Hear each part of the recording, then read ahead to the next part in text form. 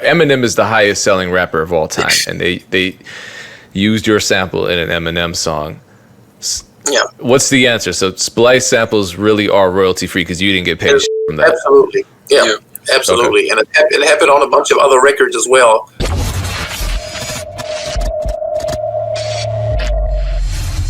Let's be honest, you're not gonna find these videos anywhere else. Why? Because I make them. So it would really help me out if you subscribe. If you've already subscribed, what also really helps is if you like the video and leave a comment. It's hard in the era of clickbait videos on YouTube and negativity in the producer community, and I appreciate your support. Thank you so much. Back then, I was only trying to survive by doing music and not, make any crazy money or whatever. But I figured if we can do that, that would be amazing. So, that's how it all started. And a couple of years later, we were actually able to do this full time, and which is, exactly as dope as I imagine it will be. Yeah. Okay, so now that you've been doing it for a while, and I just want to ask this question right now, while it's fresh in the air. You said you were just doing it to try to survive at first. And I think that's how a lot of us started. Do you think that the outcome would have been different if you had gone into it expecting to make a bunch of money? I think if that was the main priority, or if that was the main reason why I would have started, if it was all about the money and not about having a passion for it in the first place, then I don't know, it might have turned out differently. But the thing is, I was always into music and I always loved it. It was just that, the DJ thing wasn't really my thing anymore, but I always loved music and I always had a passion for it. And to be honest, even if I wouldn't get paid anything at all, I probably wouldn't have a studio like this, but I would still make music every day because I love it so much. And I feel like if that's the foundation, then the chances that money will eventually come your way are very, very good. Yeah. If you're just doing it for the money and you don't love it so much, I feel like it's hard to get to the point where you actually get paid because, and you know this, and everybody who has some level of success in this knows this, that there is a lot of stuff that's not fun that you have to get past in order to get to a certain point where you actually start to see some type of money.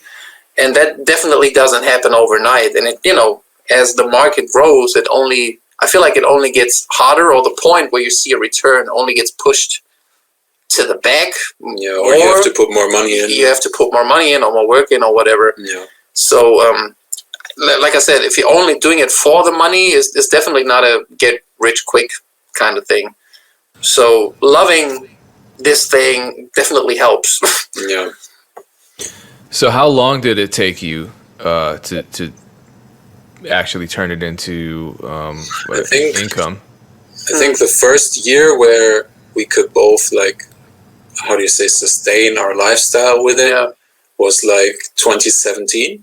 And we started when I was 14, that's 13 years ago. So we started in 2009. Mm-hmm. So in 2009, and I would say 2016, 17. Yeah, that was when it started to go very well. When the when the tech people in Germany really came for our asses. Yeah. Okay, so that's 6 years then, right? It took about 6 years. Yeah, about 6 to 7 years. That sounds about right. What were some of you mentioned that in order to get to that point, you have to get past a lot of hardships and difficulties. What was one of the biggest hurdles that you had to jump over to get to the point where you're making a living off of beats? I think one thing that everybody who does who produces music or is a musician, involved with music or arts in whatever kind of way, if you at some point decide you want to do this full time, you obviously share it with friends and family. And there's been some exceptions that I've come across, but the majority of people are being told that this is not a good idea and they should definitely, do something else with their lives. And we are no exception to that. Even though, parents and friends thought that we were somewhat talented, they still thought that, pursuing this as a full-time job and as a career to them it always seemed like playing the lottery because they didn't understand the whole online system. Being music producer, they always thought of people like Timbaland. So you're going to try to become a superstar? So is that what you're trying to do? And, it just didn't make any sense to them. But, even though I came across this whole online beat selling thing when I was like 18, 19, it wasn't nearly as established, or developed as it is today. I still saw the potential in it. And I, figured we can actually do this. But yeah, everybody around us told us like, this is not a good idea. You might want to do something else. And then again, once you figure out how certain things work, you start to realize that in order to make money, you actually need some money. And when you're young and you don't have rich parents, you usually don't have enough. So, you start to do all kinds of fucked up jobs in order to save up and in order to invest in certain things. There was a time, I remember this because it was scary. I was afraid of, at that time. When I moved in with my now wife back then, we the first year I think my bank account was never not in the red, and I remember I had just booked I think $200 on SoundClick promo back then, and on the same day I went grocery shopping and I wasn't sure if they was gonna accept my card. Because, I was in the red, but I was determined to the point where I would still buy a promo and risk having to put the groceries back because I wasn't able to afford it. Luckily, the payment went through, but that's the, level of, not nice things that you just have to deal with, or the level of determination, maybe, if you want to call it that, or, the way I took it very seriously to the point where, I risked, being in the store and not being able to buy food in order to pay for promo and stuff like that. I'm not saying you absolutely have to do that. Please don't do that. Food is more important. But I was crazy to the point where I did that, and it definitely wasn't nice around, back then. Yeah, I'd say for me personally, maybe like doubts in yourself. Like when you hear your own music at the beginning, of course you're not as good as the people you look up to. Yeah. And you sitting there knowing that there's a mountain of stuff that you kind of have to figure out, not only about music but also like the whole technicalities, the mixing, and also the business side of things. Yeah. And knowing there's all of this stuff that you have to figure out in order to like make it. It can seem kind of scary, and when at the same time everybody else is telling you it's about what you're trying to do is a bad idea, or it's risky, or do this, or why don't you work in the bank, for example? Why don't you become a teacher? And it's like the doubt that you get from all the other people and the doubt that you maybe have in yourself. That was probably for me the hardest thing that I have to rise above that. To just go through it like anyway. Okay, but the woman you were living with, who's now your wife, she must have at least tolerated. Maybe she was lying to you the whole time and saying that she supported you, but she believed in what you were doing. Yeah, and I'm not gonna lie. I feel that that's one of the big reasons why she ended up being my wife. Because she, just like myself, she saw the potential in it, and she saw the work that we put in, and I always knew that it will take some time, and that's what I told her.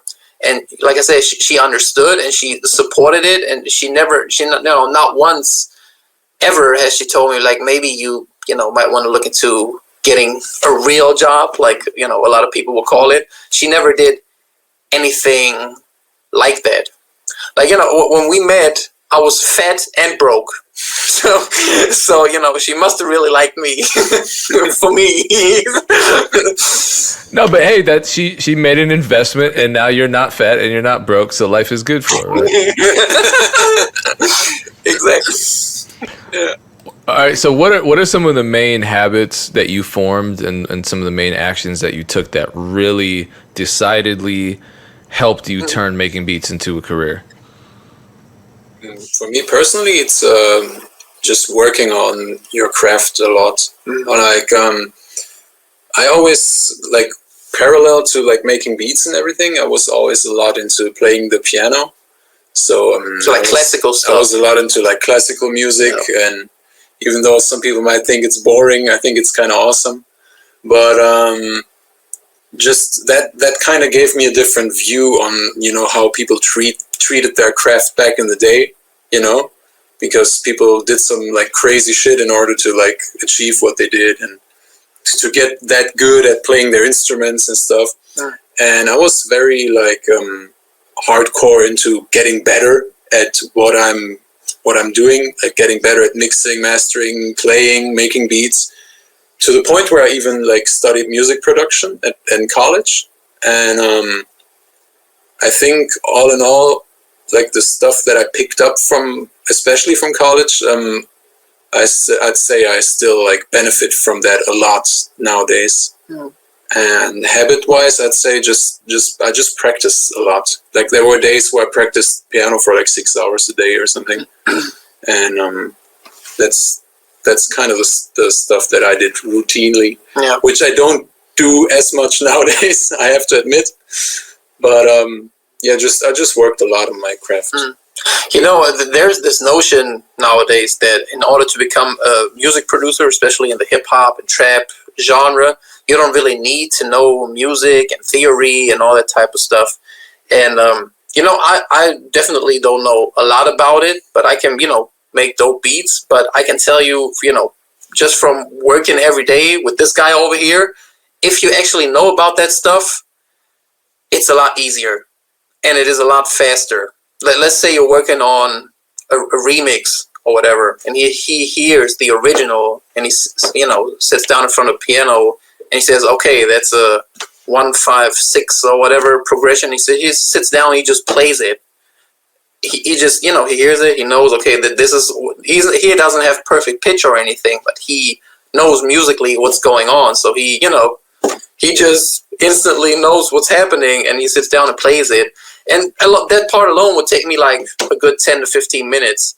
So it, you know, if you know your stuff, it definitely helps, even if it's not absolutely necessary or required. I'd agree on the fact that you don't need to know a lot about music in order to make beats nowadays, because, you know, with Splice and everything, you just go by key signature, and, you know, you just throw a bunch of loops on top of each other and maybe do something to give it your own flair. But I think you would just have a lot more possibilities when you actually know what's going on. Like when you have a cool sample and you're just able to like maybe pick up the chords from the sample and like play some keys on top of it, just to make it sound a little bit bigger, you know, that improves the quality, or it can improve the quality of your production like by a mile. And I think that's one of our trademarks, actually, like musicality. The musicality, but also the sound. I think is very rich, even if it's like a very simple like trap type beat. I always try to like make it sound very like rich and like, how do you say, wide, and deep, just fat. Know? Yeah, I think we kind of went off topic there, but yeah. Yeah, I mean that's helpful. So let's talk about sampling, but not in the traditional sense. You make samples. When and why did you start making your own samples? So the first sample pack we did was, I think, actually by request from Machine Masters.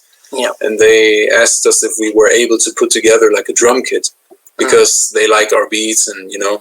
Actually, they were working together with Mike Colombo, who was hosting the YouTube producer contest that we won back in the days. The whole Jermaine Dupri thing that we talked about on, So he, you know, they were working with him. He actually put together the first sample pack they ever put out. And because we had won that contest, you know, we were still fresh on their minds, I guess. So they reached out to us and asked whether we want to do this. And, you know, we had seen other people do similar things, but we never thought about doing it ourselves at that time. And when they reached out, we thought, why not? Let's give it a try. And what we did was we just went through a couple of our like best beats at the time, and we just bounced the kick, the snare, the melody loop, the bass, and then we went to the next beat, and there we bounced the hi-hat, the kick, the snare, and so on. And that was the first drum kit / sample pack we made. Yeah. And just because we saw it like wasn't that much work, but it brought in some cash, we just made another one also for Machine Masters, and then we made like our first sample pack where we just took like the instrumentation of a couple of our tracks, just stems pretty much, and turned that into a sample pack. And so the first couple packs were basically just like recycle what's in our beats. Yeah, very, very basic. And then around that time is when Frank Dukes came around and did the Kingsway thing, which, at that time, we always looked at, whenever somebody drops something like that or something that, changes the way things are done or things sound, we just don't want to continue to do the little thing that we was doing. We want to go for that because that was obviously on a whole nother level. And I always felt like we have, because of his musicianship and because of the DJ and the knowledge about, especially about like old school music that I had from my DJ days and from our father's influence, who is like big on old school funk and soul records. I feel like we have the background to pull that off.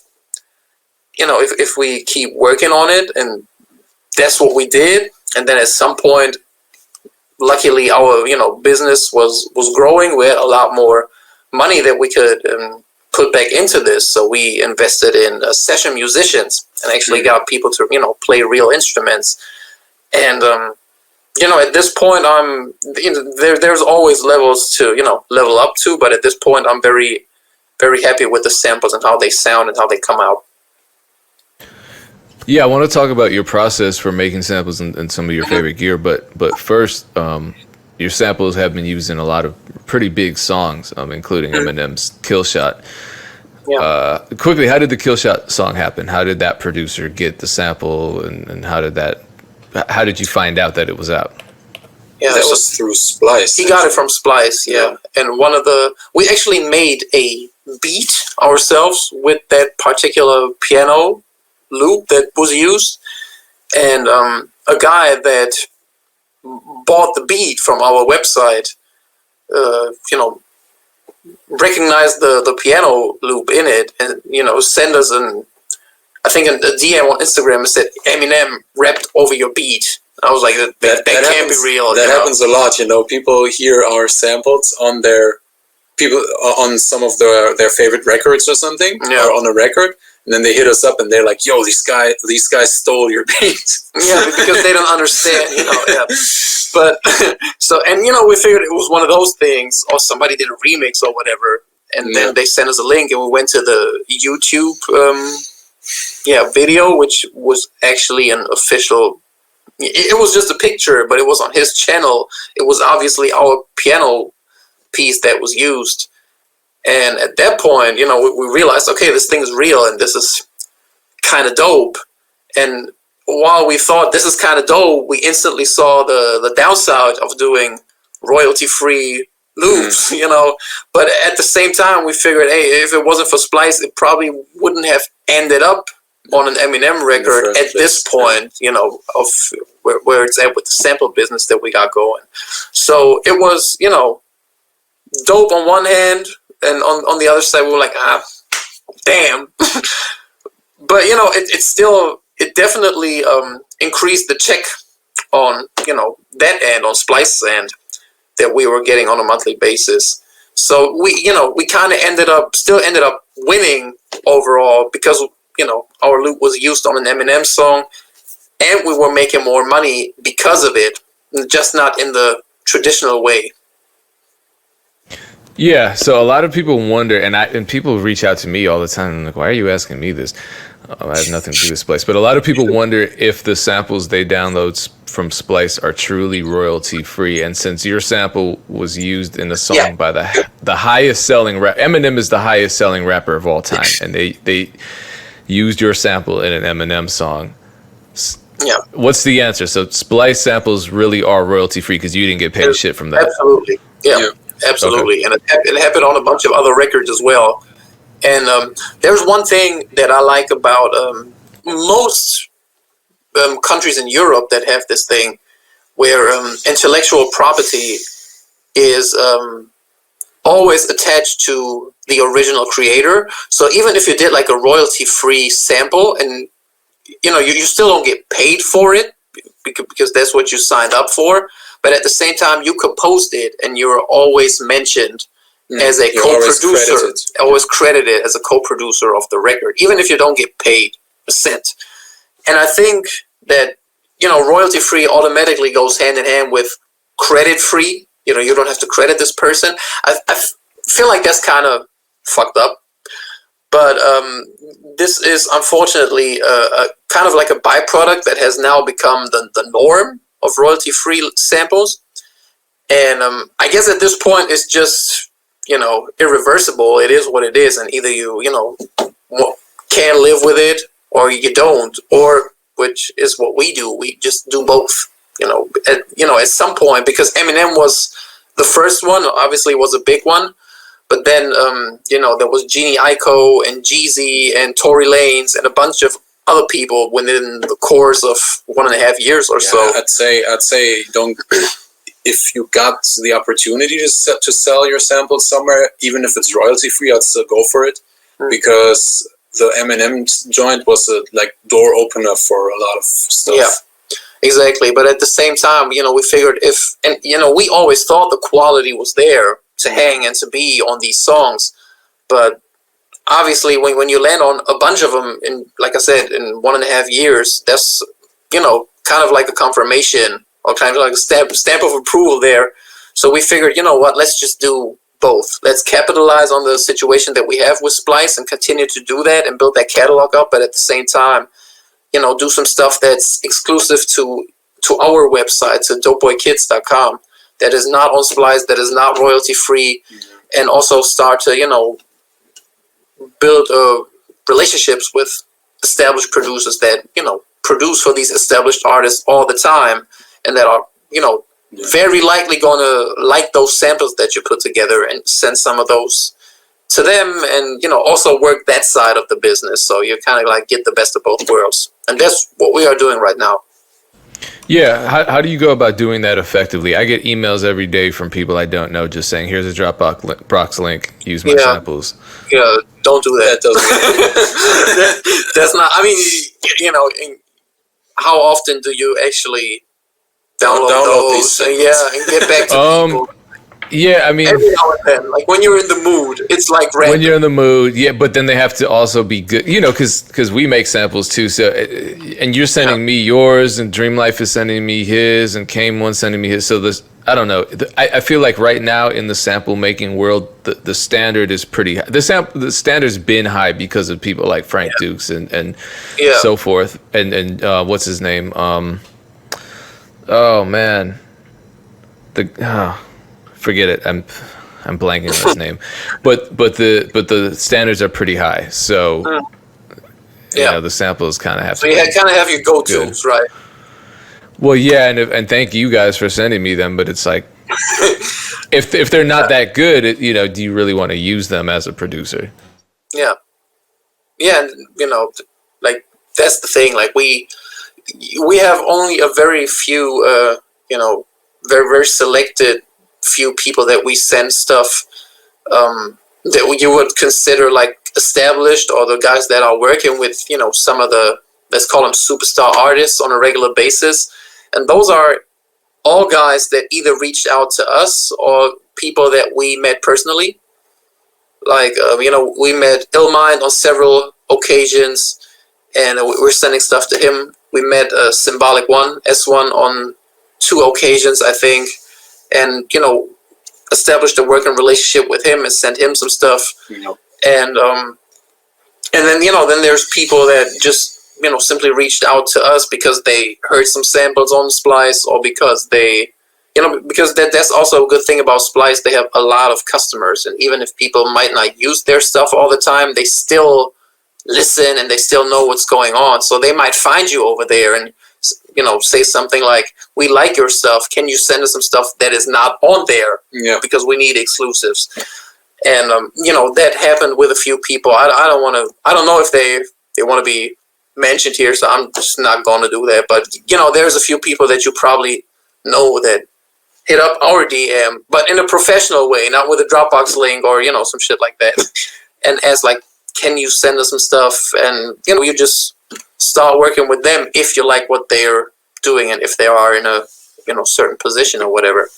And that's what we're doing. We hardly ever hit up anybody randomly and just send something. I did that once or twice where I didn't send people music or whatever, but I just hit them up randomly. But really, honestly, just to express my, admiration for their music or what they was doing. And even, even though in the back of my head I'm thinking, it would be dope if this turns into something. That's not the reason why I'm reaching out in the first place. If it happens, cool. If not, it's fine. And it's only one time that this led to a working relationship, which was with Joyner Lucas. But then 1 or 2 months later, he got his deal with Sony, and then I never heard again from him. So that was it. It worked, even though that was not my intention. But obviously, I took it because he's dope. And then he got that deal, and we, like I said, I guess things got wild for him, and we never heard from him again. Which is fine. Good for him, but yeah. Okay, so nowadays, obviously, your process has changed quite a bit. How do you approach a sample library when you first start working on it now? So we have different, I'd say, themed sample packs. Yeah. So there's we have the Soul Child series, which is inspired by like old school soul and funk music, I'd say. Or like the VHS Heroes, which is inspired by like older movie soundtracks. Mm-hmm. Or like the 2 Up, 1 Up, 2 Up, 3 Up sample pack series, which is inspired by video games. And all stuff that we're into, like old school movies and old funk and soul music. Into old stuff a lot. Yeah, we just reminiscing a lot on the stuff that we were into growing up. Yeah. And it was always the music that kind of stood out on these games or those movies and whatever, and we just love it. So we we kind of try to recreate some of those vibes that we grew up with because we love them so much, and we feel like this is still, something that people go for in their production and that people love, maybe for the same reasons that we're into them, into that stuff. And, like we just sit down and create pretty much whatever comes out, whatever we feel at that time. And then we have these different sample pack themes, and we just, okay, this sounds like something that can go into this pack. This sounds like something that, fits into this. And at some point, you just have 10 to 12 ideas that you feel strong about and that fit a certain theme. And that's when we sit down and bring musicians in if we feel like that's required for either the whole thing or just a few selected samples. And once we got that, we, mix and get it to a level where we feel like it sounds cohesive, get the artwork done and everything. And and then we have a schedule where we put out 1 pack every month, except for November because of Black Friday. That's usually when we put out a couple of joints. Yeah. But that's usually our approach. I know like there's people that put out a lot more stuff, but there's only a very few that can put out more stuff on a high level. On a high level where I feel like, okay, this is equal to the quality and the amount of work that we put in, but they're just putting out a lot more. Yeah. And like I said, there's only a few. Dream Life will be one of them. And that's pretty much it. Yeah. When it comes to the creative process, I'd say goes a lot by like, I'd say, how do you like colors maybe. So for example, if I hear an old song and there's a certain texture, like let's say a hi-hat and a bass and a guitar that does like something, and I think, oh, that sounds kind of cool. I try to recreate that and make my own version out of it for like a skeleton, and then I add stuff on top of it. Yeah. And that's how a lot of those samples actually come about, I'd say, when I make them. Oops, my bad. And you've been kind of building up an arsenal of instruments and studio gear. What's your favorite piece of studio gear now for making your samples sound unique? So I just recently acquired 2 tape machines, and I just about 1 or 2 weeks ago I got the Akai GX 20. What is it? 220D. I'm just looking. Like I said, I got this thing like a week ago, and it definitely gives it a certain texture that if you run sounds through it or record to tape, it definitely gives it a certain texture that that is unique, and that you, even with all the dope plugins that kind of try to emulate this thing, which are also dope and unique in what they're doing, but this is just like another flavor, and a flavor that I really like. And like I said, I've just started messing around with this, but I can tell I'm going to use it a lot. Like, I think last week my brother put together a sample, which is pretty much a piano piece. It's just piano for like 2 minutes or something. And I put this through the tape and played around with the pitch a little bit, and it, also manually did this on the tape to kind of give it that wobble at certain points, and it definitely sounds dope compared to the original. That which is obviously what you do. You got the original, then you compare it and process it a little bit more, and it really gave it a nice texture to the point where now even though it was composed in that vein, now because of the tape and because of the editing, it really sounds like something that might have been taken from a 60s or 70s vinyl or whatever, from an old movie, or it definitely enhances that the authenticity and the feeling of this is something from an old record. This is not Keyscape and or another VST with a little bit of reverb, stock reverb on it. Yeah. Yeah, I'm still a very in the box guy. Like all the studio gear you see on Instagram and stuff, that's all his stuff. I just love to like emulate stuff on the keyboard, for example, like guitars or something. I just like to emulate that on the keyboard as good as I can, and I'm just hyped for when the actual musicians send back their stuff. Yeah, that's the people that play my stuff. That's my favorite part. It's definitely. But I think he's a good example for that. Is more important how you play and what you play than what you play on, because all the great equipment in the world is not going to turn trash into something amazing.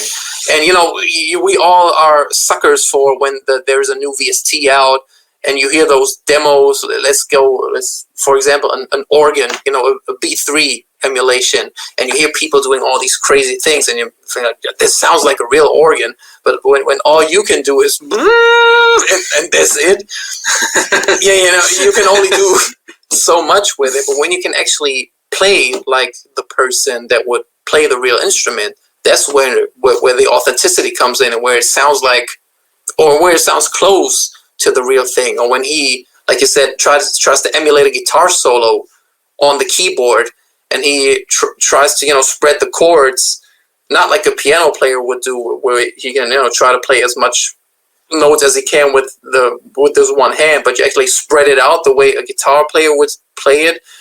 That automatically gives it more authenticity, because now you're actually using the notes and the strings and the spread like you would use it on a guitar. And like I said, because of the skill that he has on the keys, he can do things like that, and it sounds a certain way. And I feel like the two combined, like me being a nerd for the technical stuff and for the equipment. And I'm just getting started, man. And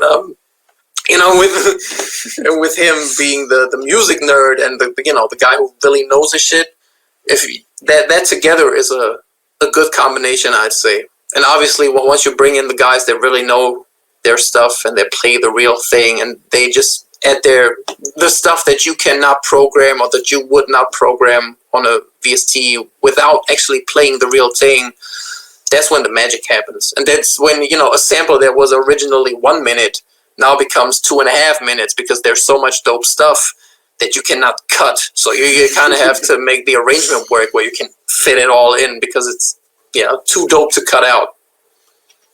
So I remember the last time we spoke, you said that beats were what made you the most income, not sample libraries. Is that still the case, or are they starting to become kind of even? It starts to become kind of even.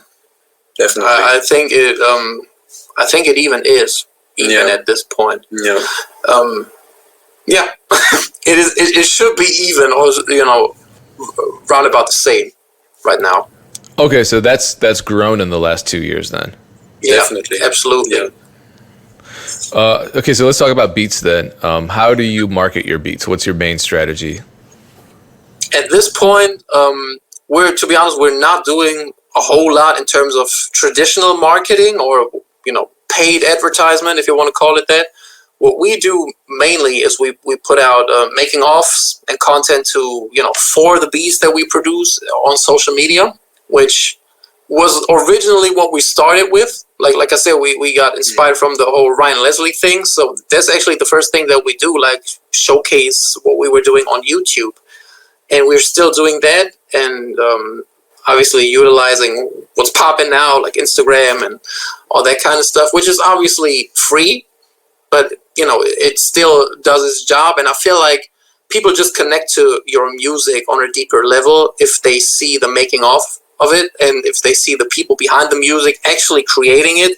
That's always a step further than just listening to it and not having anything but the music attached to it. And at the same time, we really like it, so we still do that. We still do email marketing. So we send out a weekly email whenever we upload new beats. We post 2 new beats every week, and consistently without exceptions. We've been doing that forever now, and why change? It's obviously working really well. And we send out, like I said, 1 email about it every month. We give discount codes to our returning customers. So we have and we try to keep that email list as clean, meaning as interactive as possible. So when there's a person that hasn't opened an email in 4 months, we just delete them off the list. And right now we got about, I'd say, 2,000 people on that list. And I think there's been about 9,000 people on that list, and right now there's still 2,000 active, because people come and go, or email is just not their thing. But we still maintain a 45 to 50% open rate with that email. And even though it's just roughly 2,000 people, but you have to keep in mind that these are already customers, so you don't have to convince them that your product is somewhat desirable. They already have shown interest, and they've already spent their hard-earned money on your music. So and obviously that's cheap. That doesn't take a whole lot of money to send out an email. So that's very effective, and that's one thing that we still do. But I'd say besides that, we used to do a lot of SoundClick marketing back in the days. We're not really doing that anymore. Well, let me ask you this, that because you said your email marketing open rate is somewhere between 40 and 50, which is amazing. What's the content of your emails? What's the tone of your emails? Oh, it's very simple. And man, I always did that at this point. When people ask about it, I gotta give a shout out to DG, because he kind of gave us the game before. Me too. Me too. So he's the real the OG of this.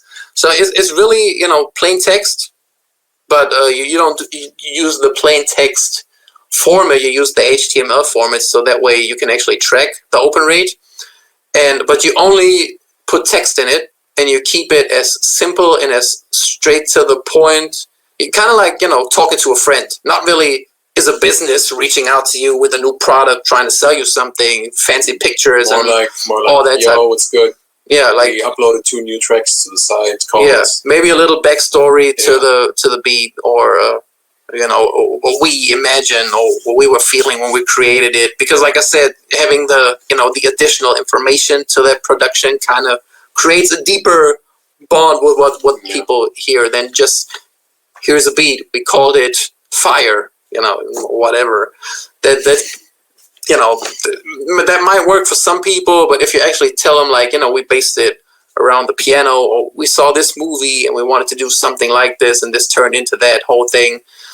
Like I said, this just goes a level deeper than that. And we personally like that, and I feel like people who are really into music, they appreciate these backstories or this additional information, and that's really it. And what we also do is, when you write the email, you get like a preview of how it will look like later on, and it also has this like smartphone view. And we always make sure that it fits on like one page of the phone, so that you open it, you see the whole thing. Yeah, it's just you open it up, and it's like 5 lines with a hey, and then 5 lines, and then and we one thing that we always did is we give out free content for people signing up, and we also send out one freebie that is actually exclusive to the people that are on this email list, and these are not on our store. We send out one of these every first of the month. So just by staying on that list, you get like 12 free beats a year, and you never have, if you decide to buy something from the store, you never have to pay the full price, which is not the worst look for people who want to buy some beats, or to just get beats for free. Even for that there is a good reason to subscribe and stay on there. And we've been doing that ever since we created that email list, and we stay giving out coupon codes and free content, and it's still working like it did, like, I don't know, 4 or 5 years ago when we started doing it. What are some beat selling mistakes that you made early on in your career? I think this is like very early, like 2010, 2012, 2011 SoundClick, when we which was like, no BeatStars around, no Airbit, My Flash Store, nothing was around back then, just SoundClick. And I've seen people selling leases for $20, $30, and I always thought, like, this is, not enough money for the work that you put in. But I didn't really understand the whole leasing concept. People even had these weird, like, how do you say, crazy deals, like $40, buy 1 get 3 free. So I'll be back in 2 minutes. On first sight, it looked kind of cheap, but the thing is, since you're selling a digital product, like the whole leasing thing behind it, like getting a grasp on how that works, that changed a lot. And maybe not think about your content like from that exclusivity perspective, if that makes sense. Yeah, that changed for me quite a bit. And so do you run bulk deals right now on your beat store? Yeah, at the moment we pretty much all the time we have a buy 1 get 3 for free type of deal going. So you pay like the least expensive one is like $50. So you pay $50 for like 4 beats. You get a basic license. Yeah, and you hear a lot of times that there are a lot of producers, and I don't think any of the producers that you hear this criticism from are actually making music for a living, but you hear them say that those kinds of deals, or even leasing in general, devalues the art. And as somebody who puts a lot into the musicality and the art of the beat, how did you get over feeling that way? Personally, I believe someone might feel like it devalues the art, but at the same time it increases the value for the people who are actually interested in buying beats, because just look at it from like a consumer perspective. I'm a rapper. I want to like make an album. I'm an independent artist. I don't have $2,000 to work with people, you know, and I just go online and I just find, oh, this guy offers me like 4 beats for $100. This guy doesn't. And this guy's beats who offers me like 4 beats for $100, they actually sound kind of good. So you know what? I'm just going to take those. And the at the same time, it's always like we get a lot of like emails from people who really appreciate our music. So personally, I don't believe that like the art perspective of it like suffers from that business model because you know the thing is, and I don't want to sound like cocky when I say that, but the thing is, a lot of people who, just like you said, criticize that business model, they most of the time they work for free, you know, like they work with people they think are cool, but they don't really have a following maybe, and they sit together in their room all day and create cool music and like very artsy and fancy and dope music. It's just a different approach.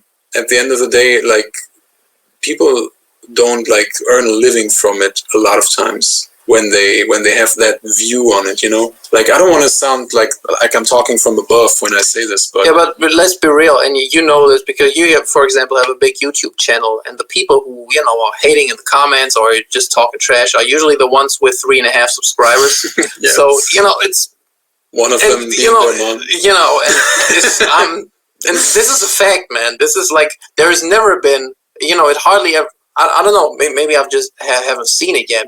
But unless you talk shit about a certain person, I've never seen that a guy who has like 3 times your following and who is doing a lot more than you are comes on to your video just to talk trash. Yeah. Like, I haven't seen that. Never. Like I said, yeah, it's usually the people that don't have shit going on for themselves. It depends on the person, I think, who's giving the criticism. Like, if somebody, like, let's say, I don't know, Timbaland or somebody says, I dislike the model of selling beats online because I want to work with an artist and I want to create dope music with the artist, and you know, that's cool, but he's also established already and he can afford to, like, he can do whatever he wants, work with whoever he wants to work with, you know.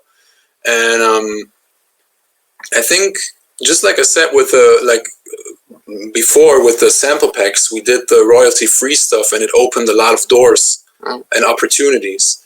And I think if you're like shying away from selling beats online because you might think, oh, if I give away all these beats and people make like shit songs on them, like, you know, then you're closing yourself off from opportunity, I think.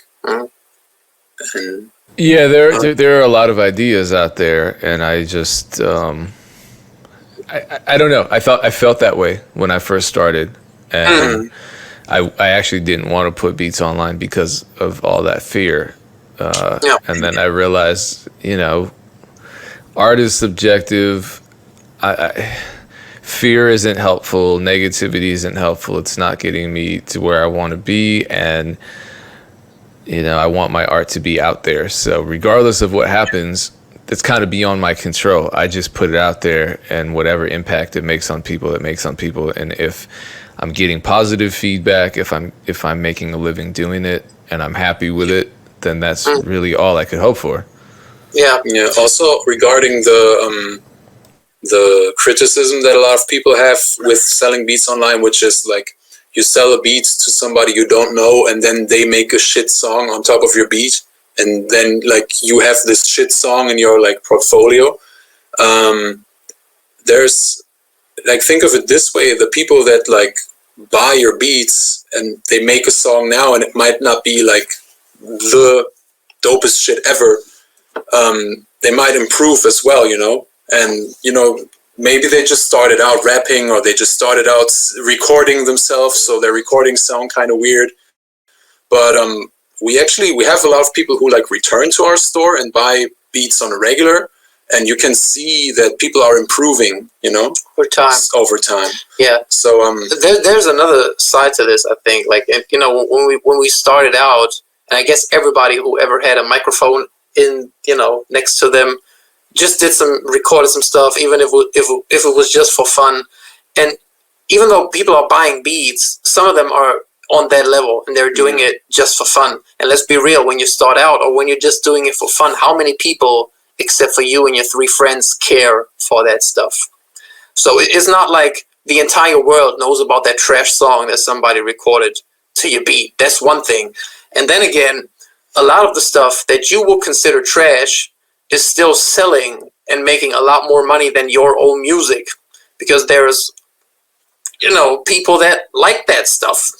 So at the end of the day, the market's opinion, or the people who buy that stuff and who support that stuff, is at least on a business level, might be more important than, you know, what you put on a pedestal or what you consider the good quality music.